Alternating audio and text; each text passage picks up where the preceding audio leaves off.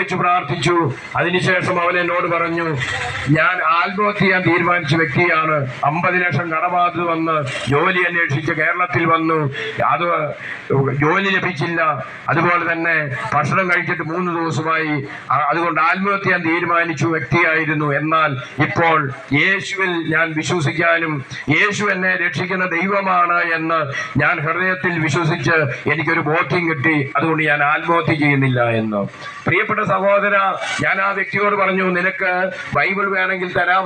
യേശുവിനെ രക്ഷിക്കുന്ന യേശുവിനെ നീ കണ്ടുമുട്ടാൻ ആഗ്രഹിക്കുന്നുവെങ്കിൽ. അവൻ പറഞ്ഞു, ഓൾറെഡി അവൻ തമിഴ് ബൈബിള് ഞങ്ങളുടെ കയ്യിൽ നിന്ന് വാങ്ങിച്ചു എന്ന്. പ്രിയപ്പെട്ട സഹോദര, ആ വ്യക്തിയോട് ഞാൻ പറഞ്ഞു, എൻ്റെ കൂടെ വരുന്നോ എന്ന് ചോദിച്ചു.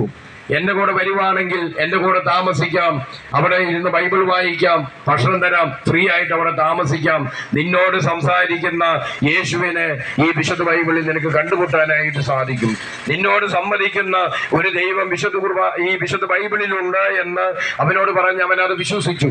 അവൻ എൻ്റെ കൂടെ വന്നു. പോകുന്ന വഴിക്ക് അവന് ഭക്ഷണം വാങ്ങിച്ചു കൊടുത്തു. അവൻ എൻ്റെ കൂടെ വന്നു. എൻ്റെ കൂടെ താമസം ആരംഭിച്ചു. 2 ദിവസം കഴിഞ്ഞപ്പോൾ ആ ചെറുപ്പക്കാരൻ എന്നോട് പറഞ്ഞു, എൻ്റെ മനസ്സിൽ ഇപ്പോൾ യേശു സമാധാനം തന്നു എന്ന്. എൻ്റെ പ്രശ്നങ്ങൾ അവിടെ നിൽപ്പുണ്ട്, എങ്കിലും എൻ്റെ ജീവിതത്തിൽ സമാധാനം എനിക്ക് ലഭിച്ചു.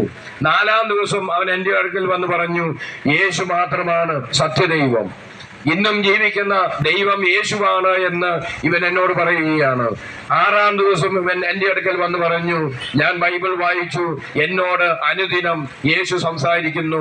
എന്നിട്ട് പറഞ്ഞു, എൻ്റെ കടബാധ്യതകൾ 60% ഇവിടെ ഇരുന്ന് യേശു പ്രാർത്ഥിച്ചപ്പോൾ പരിഹരിച്ചു തന്നു. എന്നിട്ട് അവൻ പറഞ്ഞു, ഇവൻ്റെ വാഹനങ്ങൾ ഒരു ഫൈനാൻസുകാരൻ വിൽക്കാനായിട്ട് സാധിച്ചു. അങ്ങനെ 50 ലക്ഷത്തിൽ 60% കടബാധ്യതകൾ പരിഹരിച്ചു എന്ന് ഇവൻ എന്നോട് സംസാരിച്ചു.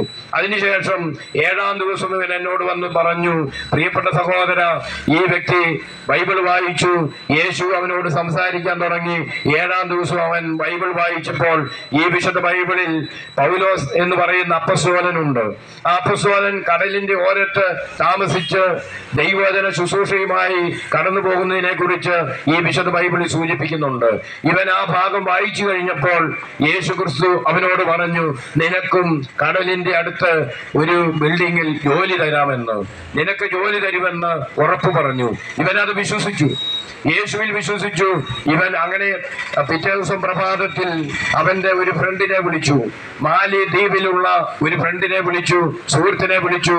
അദ്ദേഹം ഇപ്രകാരം പറഞ്ഞു, ഞാൻ അവിടെ വെച്ച്